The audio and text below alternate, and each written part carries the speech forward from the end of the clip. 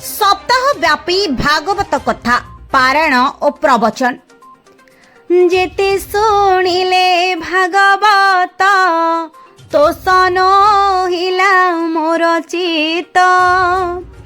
भाद्रव शुक्ल नवमी तिथि शिल्पांचल दामनजोड़ी सनिकट भेजापुर स्थित श्री श्री सिद्धेश्वर मंदिर सम्मुख सप्ताह व्यापी श्रीमद भागवत कथा पारायण और प्रवचन शुभारंभ हो जाइछि।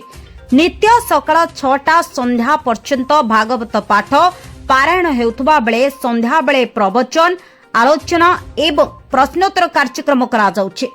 पुरीरू दिव्य प्रवक्ता श्री कृष्ण चैतन्य मिशन भक्ति वैभव गोस्वामी महाराज आश्रित शिष्य त्रिदंडी स्वामी श्री श्री भक्ति पीयूष अवधूत महाराज मुख्य प्रवचक भाव में उपस्थित भक्त और श्रोता मानकु दिव्य ज्ञान प्रदान करुथिबा बेले अनुगामी माने तांको सहयोग करुछन्ते।